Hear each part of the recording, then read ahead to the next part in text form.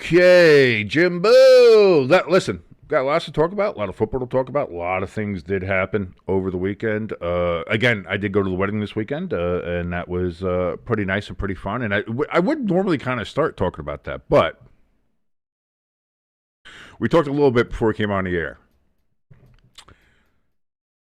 And I know people are going to be pissed. I know people in here are going to be pissed. I don't care. I don't care. Everybody knows. Everybody knows that I'm a simp for Taylor. Everybody knows that. I don't care. I'm fine with that. That's fine. She released another variant cover today for her upcoming album on October 3rd, The Life of a Showgirl. If she releases another variant cover, I don't know where she goes from here other than nudity. Like, this is where we are with this woman. And I got to say, I approve. I don't find anything wrong with it.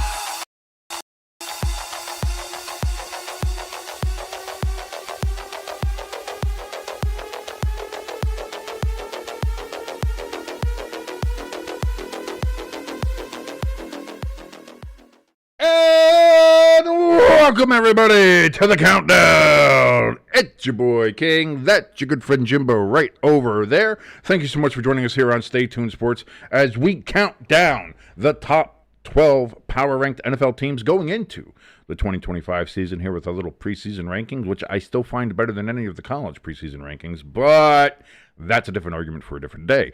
If you like anything that you're watching here, and you should because I'm fucking handsome, and so is this little devil over there. Look at this guy. Look at him. Look at how pretty he is.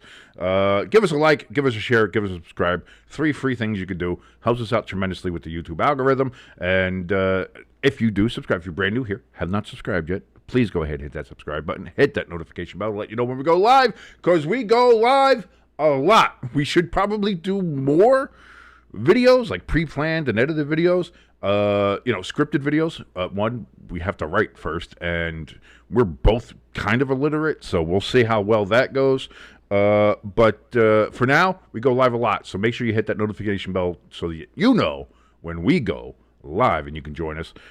Also, if you want to help us out in a little bit more fiduciary fashion, a little bit more of that cash money, as they say, we got links for our donation station and our merch store up in the top of the chat and in the description below this video. You saw a little bit of an ad for that and a live stream countdown for that, and that took longer than it should have when I made it, but we'll see. We'll get some more stuff on there as well. New stuff going to the store all the time. We got the brand new Jackson Dart shirt, which is something we're to talk about. Because I don't know if you watched the live stream at all when I was on it. I know you were getting bad coverage because you were at the pole swinger games or whatever that is up there in Wilkes-Barre, Scranton. It was better when it was just call them the Red Barons again, for the love of God. But yeah, as I told everybody, Lloyd in there will tell you. ELS in the chat, he'll tell you as well. I am not getting my hopes. I'm not believing. I'm not a believer. I still don't think the Giants win more than 6 games. I'm forcing myself to do that. But we kind of look good. Russell Wilson throwing a fucking dime of a moon ball all the way down the field. Oh, will you say there was nobody near him? How is it possible? And Jack, listen, and I still don't believe we should start him at any time before week 5 or 6. But Jackson Dart looks like he could be a guy. Like, he might be a guy. I know you're seeing first and second string defenses, and even a first string they're not showing you any of their nice exotic packages or anything like that. And everybody knows football fans love a nice exotic package. That's just so everybody keeps it kind of close to the vest there in the preseason. I get it. Getting excited over preseason is like, thinking that you have a relationship with a porn star. You don't. All right. It's exciting. It's fun, but when the video ends, so does the relationship. That's preseason football. Of course, I had to make an inappropriate reference, but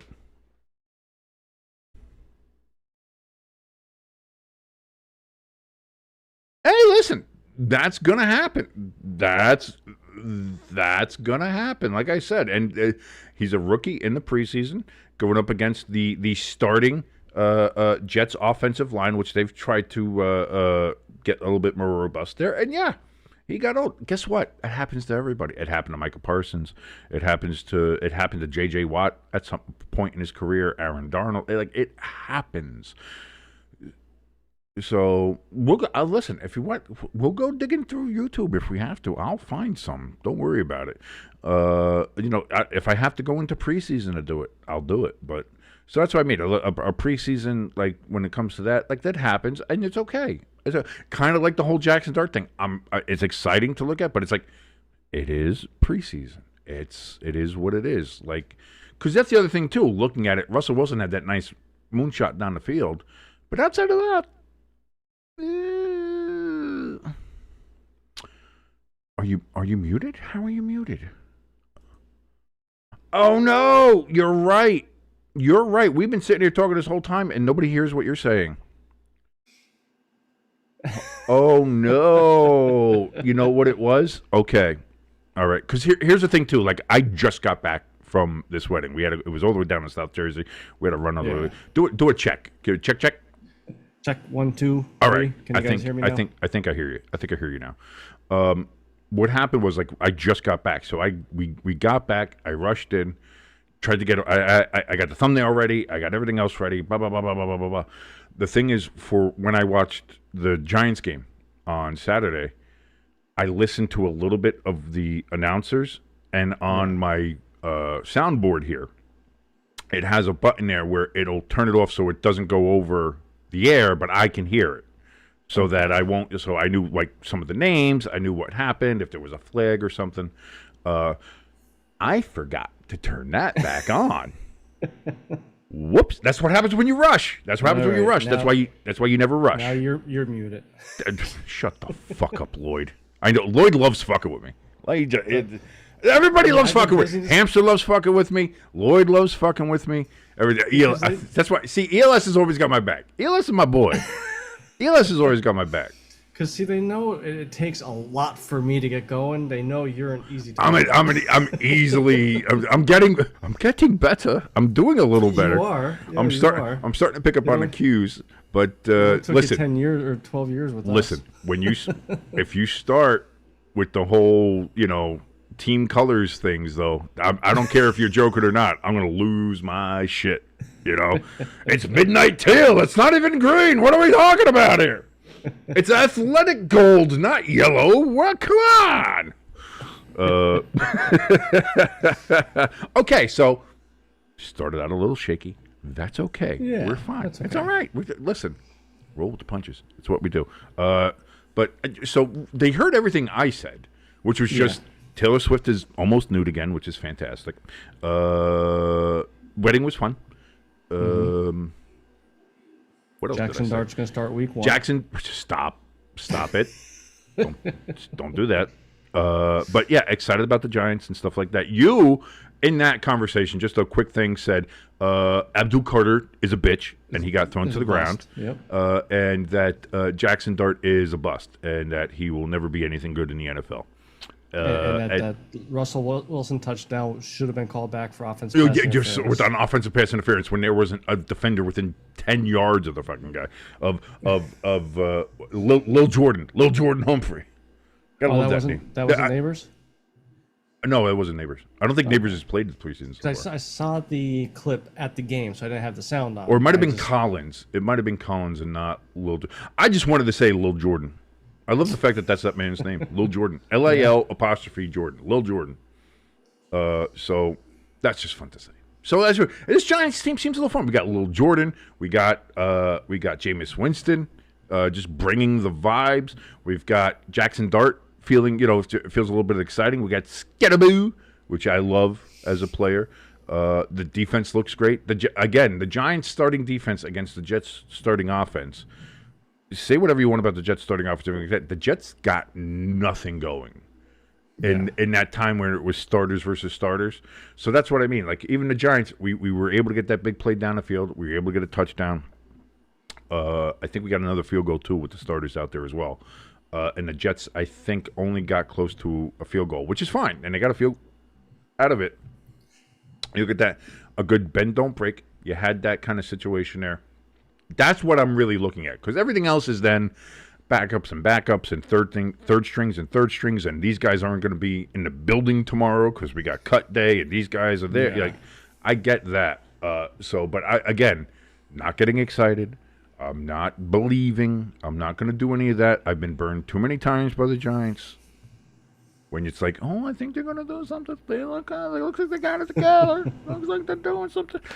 Also, I'll say this, and like I said, more and more, I'm not even mad at Daniel Jones at this point. I'm just disappointed. Because I was a believer on the bandwagon. I was like, it's just the situation he's in. It's just the situation it'll get better. If he goes somewhere else, he'll do better. He's not doing better. I'm telling you, it's PTSD.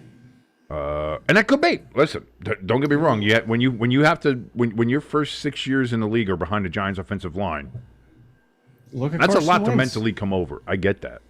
Look at Carson Wentz, 2017. I mean, he was MVP. He was MVP. He was MVP candidate. He really was. The reason the Eagles won that Super Bowl that year was because of where Wentz set them up. They were the number one seed. They were set up there.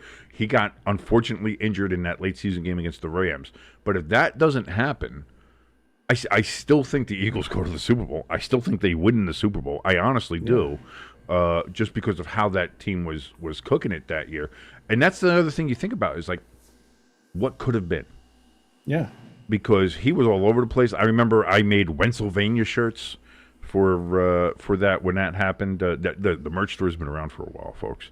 I like we had all that stuff there because he looked like a guy, and for that entire rookie season, he was the guy. It was like, wow, he had that kind of Jaden Daniels, C.J. Stroud kind of magic. It was like, this guy's coming right out from North Dakota and just beating ass. And the next thing you know, he gets the knee injury late in the season, and it was never been the same. It has never been the same for him, and that's unfortunate. That it really is unfortunate. As we see, ELS doing some good recruiting in there for our fantasy league. We also have a Friday Forecast Pick'ems league. Get the link in there as well for everybody. So you can go ahead and pick against me and Jimbo during the season, see if you do better than us, and I guarantee you will. No prizes, no trophy. I don't know if I should say that loud, if that's going to get anybody to join, but we're poor. So what do you want me to do? What do you want me to do? We're poor. We don't have a chance to give away anything.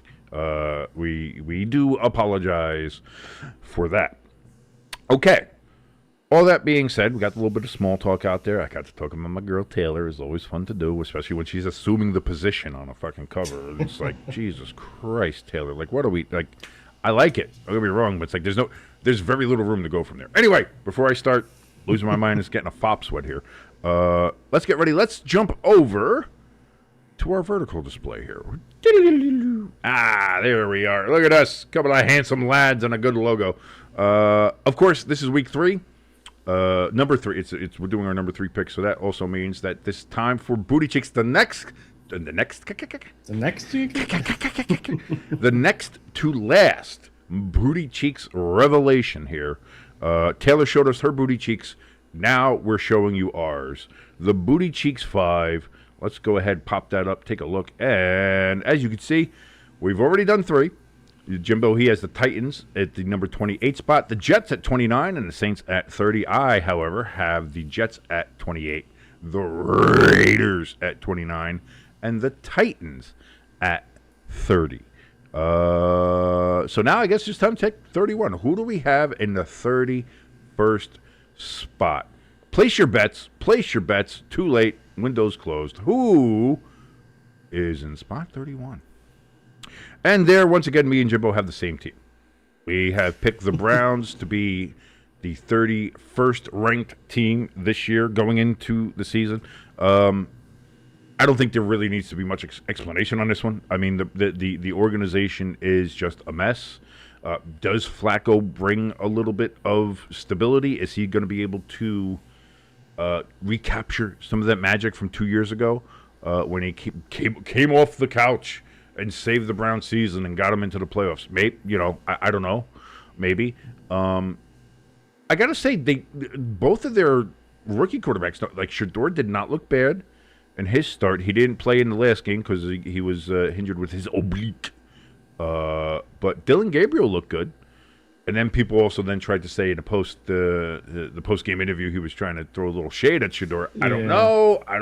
I'm not going to read into that. That's for the gossip queens to go look at. I'm not. This is not Bravo as it happens or whatever the fuck they call that shit. Whatever they did. Could it be interpreted as such a way? Sure, maybe. I don't know. But I'm not going to put words into anybody's mouth. Read it as you will. The Browns defense, of course, you got Myles Garrett, and they are a somewhat competent defense, but I think there's just way too much to overcome there for the Cleveland Browns to do anything. Jimbo, thoughts on why you have the Browns there as your next to last worst team in the NFL?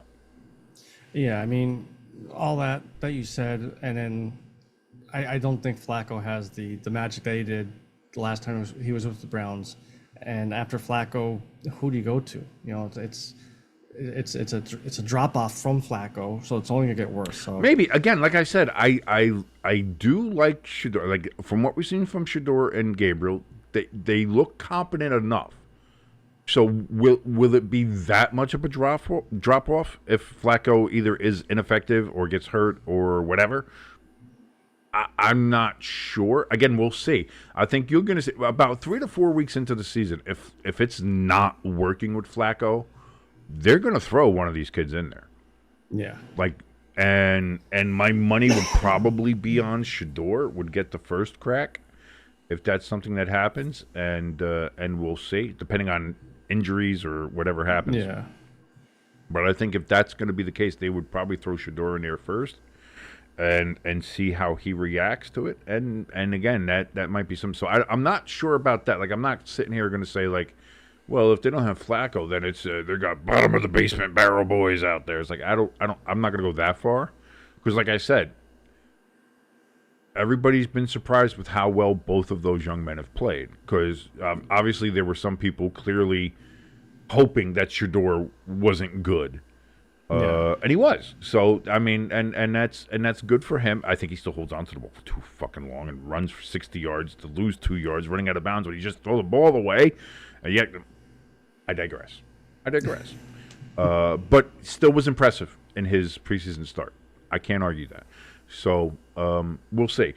And maybe the Browns go up or down, but I feel like the Browns some way will end up on one of these spots, whether from 28 to 32, I feel the Browns will end up somewhere here at the end of the year. You hope not. You don't want to root for teams to be bad. Yeah. But it feels like it. And plus the Browns, I don't know. They did sign Deshaun Watson after all of the stuff came out. So the Browns, unfortunately, like as an organization, they don't get a lot of sympathy from people, and maybe so. And now they just signed Isaiah Bond, which they said they did their due diligence. They looked into all his stuff, especially because he had that case that was recently just dismissed. They didn't press charges on him, but the allegations were what the allegations were. And when you're the Browns and you have someone that you're signing now that has allegations amongst those there, it's like, I get it. The kid has talent. He was great at Texas and all these other things, but sometimes PR does matter, Yeah. So, I don't know. ELS in the chat, he says, here's my hot take. I don't think that Pickett and Sanders will be Browns after the preseason. And he thinks that they're gonna keep Flacco and Gary. So you think they're cutting? Wow, he thinks they're cutting Shador Sanders. I don't see that. I could see Sanders getting put on the practice squad, and then if someone wants to poach him, then no. Like I could see Pickett going. Like clearly, I think Pickett is super expendable. And Snoop Huntley as well, because I think they picked up Snoop because everybody else was getting injured. Yeah. They had the hamstring pulls and the obliques and everything like that. And Flacco's old ass was not starting any preseason game. So I think Pickett is gone and Snoop's gone. And then you'll have your three quarterbacks there, which is, and depending on where they want to put them, who's going to be the practice squad, who's going to be the emergency quarterback, if that's either going to be Dylan Gabriel or Shador Sanders. Maybe they flip-flop them. I don't know. But I don't think, like, if anything, they're going to keep the 2 rooks and either trade or cut Pickett. And Snoop's probably just going to get cut. It's cheaper to do that. And I don't think anybody was going to trade for Snoop Huntley. You could maybe get something for Kenny Pickett if somebody's desperate enough for a backup. You might be able to get that. Like I said, maybe New Orleans is still an option there. I don't know, but I can't see that. I'll tell you what, ELS, if that happens, boy, that will be a day to be on the internet, man. So that'll be a day to see some reactions from people, because that'll be fun. So there we go. We are almost through the Booty Cheeks 5 here. 2 more weeks, we'll have the number 1 worst team in the NFL when we do the number 1 best team in the NFL as well. But Jimbo has the Titans, Jets, Saints, and Browns as his number 31 team there now at the bottom. I have the Jets, the Raiders, the Titans, and then also the Browns there at spot 31. ELS says his reasoning is fairly simple. It's the Browns. All right. I mean, listen, I would love to have an argument against that, but the Browns don't give you one. Having the argument of, well, it's the Browns seems to work, to be honest. So, ooh, Lloyd, he's getting ready to make some liver with some fava beans and a nice Chianti. I'll tell you what, I love poultry liver. Like chicken liver, turkey liver, like stuff. Oh, God, it's so good. You put a little salt. You just, you put it in the pot. And then you take it out, like, especially at Thanksgiving, because that was it. When I was a kid, my dad would always eat the turkey liver. My mom would make the turkey liver for him. I thought you put a little salt on a little turkey liver. You eat that. Oh, my God, it is so good. It's so good. I'll pass. How do you pass? Have you ever had poultry liver? No, I've cooked it before, and it smells like ass. Yeah, but it tastes good. And again, all right, to be fair, I eat ass. So, I mean, it is what it is. What are you going to do? The flavor seems so reminiscent. What could it be? We're never getting monetized. Oh, no. We are never getting monetized. All right, well, let's go ahead. Let's take a look here at the top. Let's get this back on track. Let's get this back on track. Let's take a look at where we are in our regular power rankings. Last week, I surprised Jimbo because I had the Chiefs at number 4, just as he did. He thought I was going to have the Chiefs higher. Again, I think the Chiefs are very good this year. I think they're probably in contention to be a number 1 seed in the AFC as they are every year. But I think right now going into the year, I think there are still some questions. How good is Travis Kelce going to be? Clearly his knees are going to be weak because Taylor's just fucking riding him roughshod, let's be honest. And, you know, are they going to be able to recapture some of that magic? They are a little bit healthier in the key skill positions. Maybe that helps them. The loss of Thuney hurts. We've discussed this as well. We discussed that last week. So I think that is a legitimate question for the Chiefs, and that's why both me and Jimbo had them at number 4. Now it's time to reveal number 3. Who do we have there? What are we looking at? What could it be? Well, the suspense is no longer. Let's go ahead and reveal the number 3 team that Jimbo and I have for the NFL Top 12 Power Rankings going into 2025. And we both have the same team again. We have both picked the Baltimore Ravens as our number 3 team. God, it's just never going to end. It's just never going to end. We're always picking just either the same teams or teams opposite each other each week or whatever it is. But there we go. Me and Jimbo in Concord once again, where we have the Baltimore Ravens there. Jimbo, Ravens at 3. Many people, and I think rightfully so, have them as their number 1 or number 2 teams. Why do you have the Ravens at 3? Do you see any potential downside to this team right now, the way they're built? Again, on paper, the Ravens look fucking unstoppable. Yeah.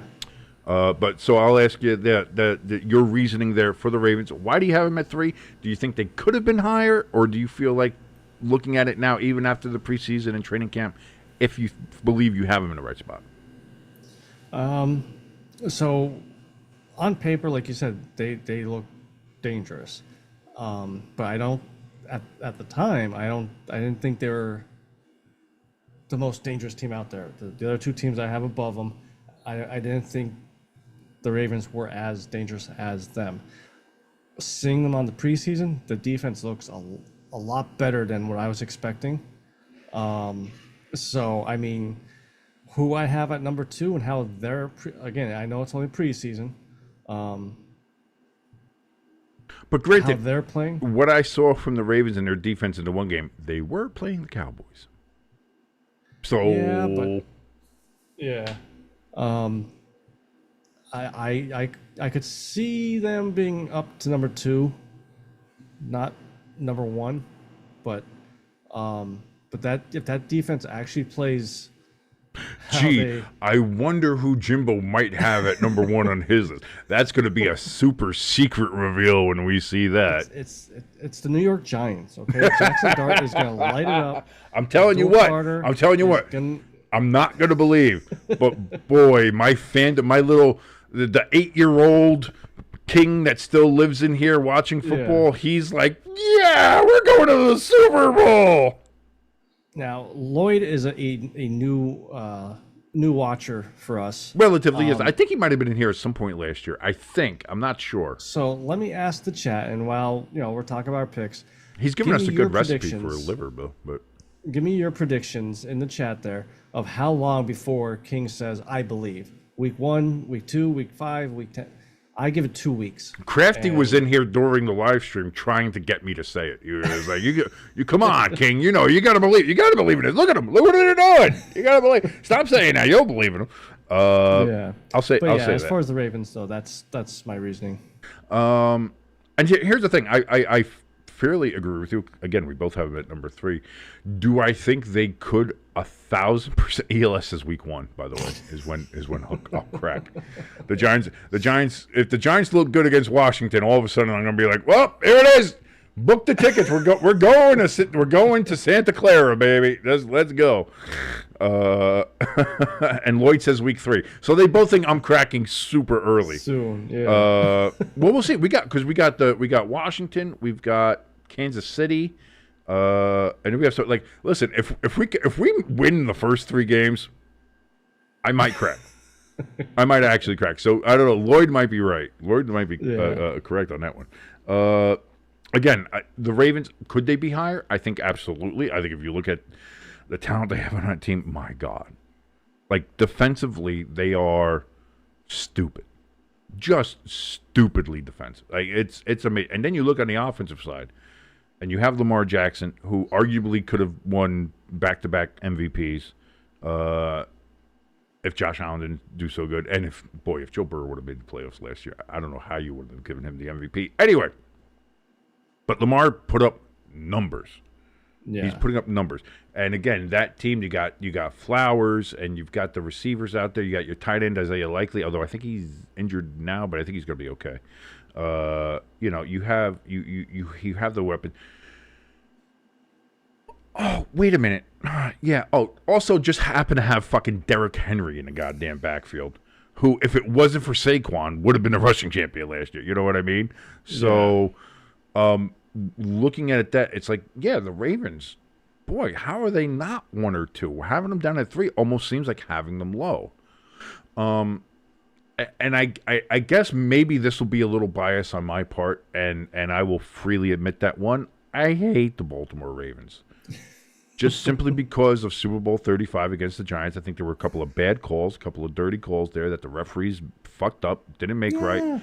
And it caused the game to collapse from there. I think it would have been a lot closer if the refs would have been a little bit more competent. But be that as it may, I've held a little bit of a grudge since then.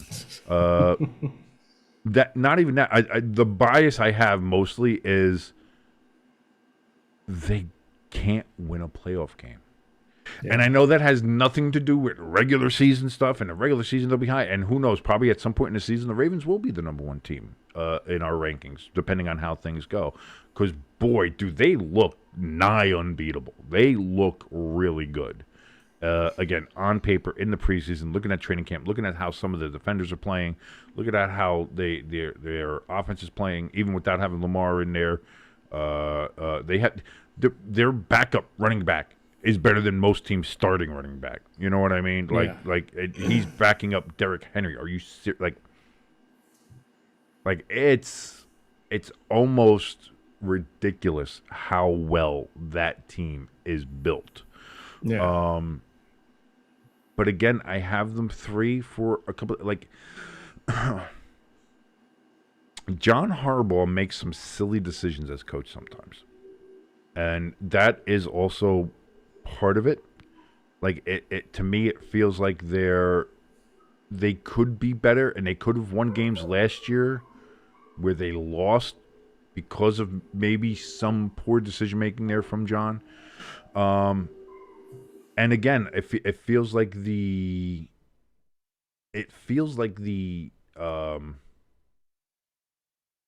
just the essence, like non-clutch. It feels like to me, if the Ravens have a game in hand, boy, they have a game in hand, and you're in trouble. If they get any resistance, like I think about it, like when they played the Raiders, what was that, week 2 or week 3 last year, and the Raiders beat them in Baltimore. It's like and the Raiders were super bad last year, but you let the Raiders come into your house and beat you. And apparently your boys there disagree with this particular take. But, like, it seems like the smallest amount of resistance, and they kind of crumble. And, you saw that. I think that wasn't that the Browns game, too, that happened as well? I was going to say, I think there was one other game, too, that Like, there was a Browns time. game where they were just, like, they had whoever was starting at quarterback. I don't even know. Like, the Browns were just awful last year. Clearly another awful team. But the Browns came back and won the game at the end because just this little bit of resistance, and they seem to crumble. They don't have great mental fortitude to stand up to a challenge, which, again, is a lot of the reason why I think they fail in the playoffs a lot of times. And people will say, the only reason they lost last year was because Mark Andrews dropped the ball with the 2-point. That's not the only reason. Here's the thing: that only, I think, would have tied the game anyway. Yeah. So that's not even a guarantee of a win or loss. It might have been the 2-point might have won it. I forget if it was a 1-point game or not. It might have been. Again, I'm speaking out of my ass. So either way, it might have won the game for them. Either way, but that's not the reason they were there. Yes, it's going to be closer in games, but you have to be clutch. And again, that goes with everything because it's, we make fun of Lamar for being, playoff Lamar. He doesn't have that. But again, in that situation, Mark Andrews dropped the ball. There were a couple of fumbles that the Ravens had in that game against Buffalo that were costly, including one by Lamar Jackson. Like, there were some decision-making decisions. I'm good English me with. That it made you stop. Like, this team, for all the talent they have and how well they are, like they're not. It doesn't seem like they're mentally tough enough to take a, to take a punch to the mouth and keep going. Like, Mike Tyson said, everybody's got a plan until they get punched in the mouth, and the Ravens seem to get punched in the mouth and they fold. Yeah, and they don't have that tough and grit that you would figure a team representing the city of Baltimore would have. So that's, to me, the thing. Like, talent-wise, the reason they're number 3 on mine is all talent. Talent-wise, on paper, this team looks amazing. If they can get it together, if they can be mentally tough, if they can overcome mistakes, overcome a challenge, get punched in the mouth, and come back and assert their dominance over these other teams, then I think clearly the sky's the limit, Super Bowl's the limit, and they can go higher. If they can't get over that, and this is the thing, it's not just about last year. This is year after year after year with the Ravens. It's a pattern, and this is what I mean. Is like, some people like to say it's funny or a meme. Oh, Lamar, playoff Lamar. It's a pattern, and like I said, it's not just Lamar; it's the team. I think John Harbaugh is a part of that too. He seems to crumble in big games, as far as his head coaching decisions. Some of the other players there, obviously Mark Andrews was the big one from last year, but it's also happened again. Zay Flowers, I believe it was the year before, where he fumbled the ball right before going in the end. Like, again, there's these moments where they're in the AFC Championship game, chance to go to the Super Bowl, and they made so many mental mistakes that the Chiefs, who many people thought were having a down year that year anyway. Again, they had to go on the road to Buffalo and the road to Baltimore in order to make it to the Super Bowl, were able to go there and beat a Baltimore team that, by every metric, was better than the Chiefs that year. Yeah. But the Chiefs have that mental fortitude and ability to take a hit to the mouth and keep on playing and work their way, except for this. I said, well, boy. Well, because the Eagles didn't give them a chance. They beat them in the mouth, and then they started beating them with a lead pipe and just never let them get up. So, I mean, that's just is what it is. But I feel that that's the biggest thing with the Ravens. And why I don't have them higher is because they have to show that they can handle adversity and overcome that before we start putting them up on a pedestal again.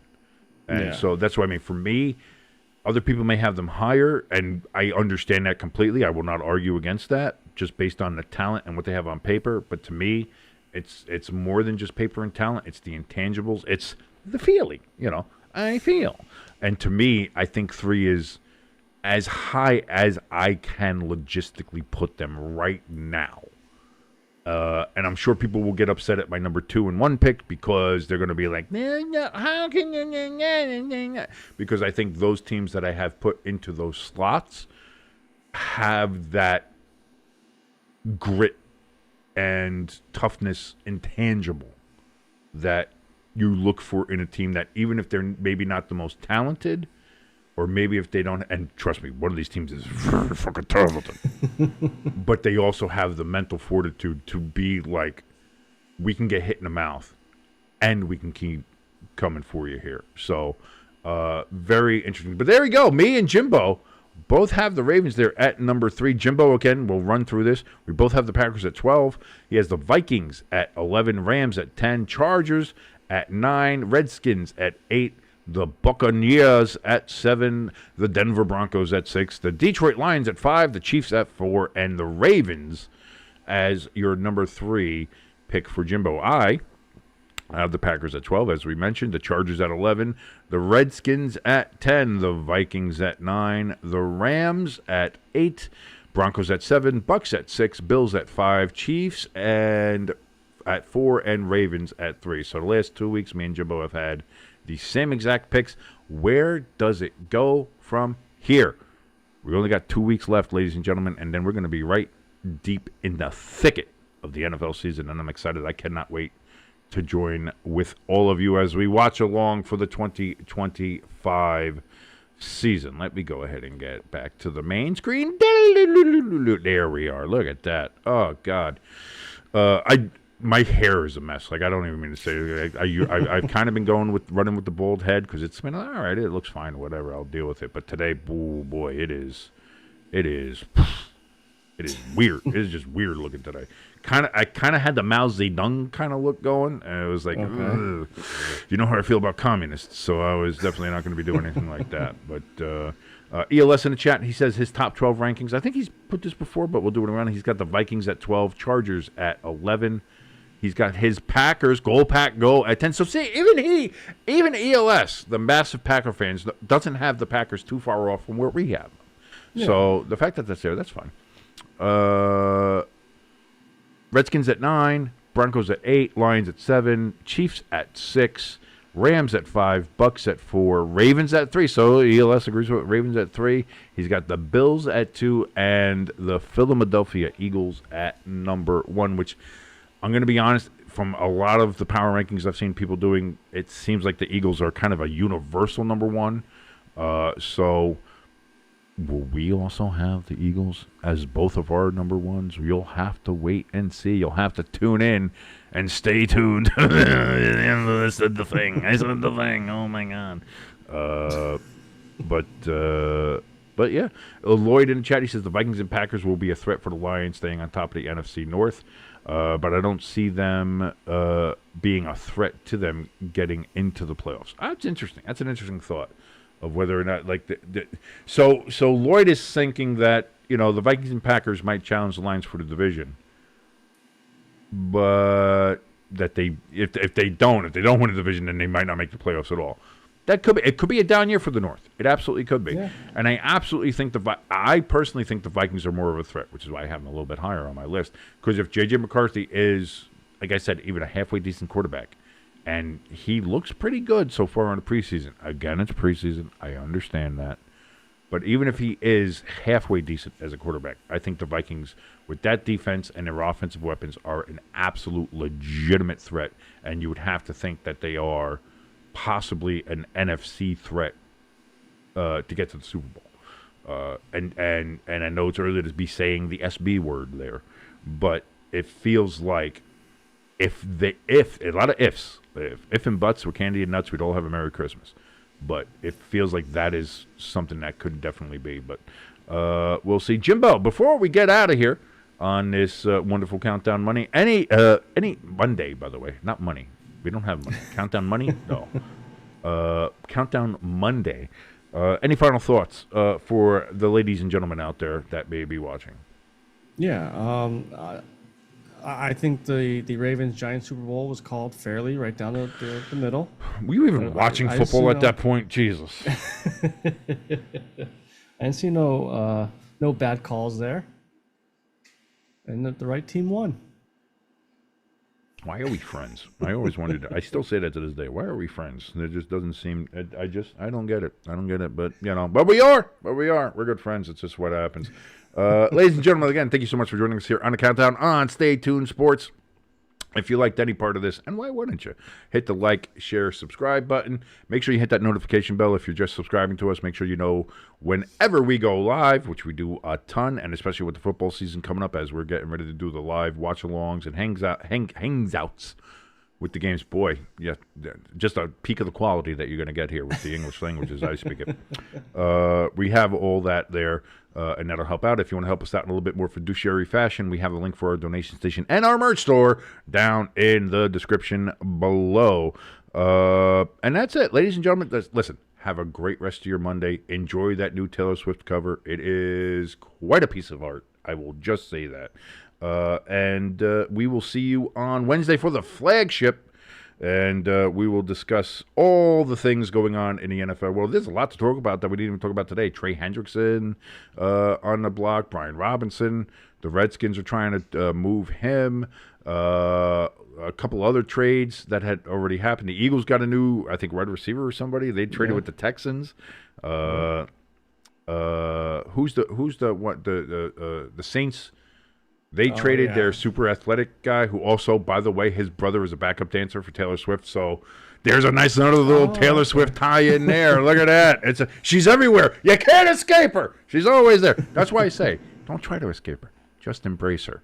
Not physically, though. You will get sued. So that's going to happen. So please keep your distance. And Travis Kelce will fucking beat the shit out of you. Let's be honest. So that's all fun. Oh, hamster. Hamster's late. You're going to have to do the rewatch. Sorry, buddy. But Well, just fast forward the first like 3 minutes. Yeah, because I had Jimbo muted, which honestly, I don't know. Maybe it made the show better or not. I don't know. Oh, that's what you get. That's what you get for making fun of my Giants in Super Bowl 35. So, anyway, until Wednesday for the flagship show, I'm your boy King. That is your good friend Jimbo, and we will see you then. Goodbye, everybody.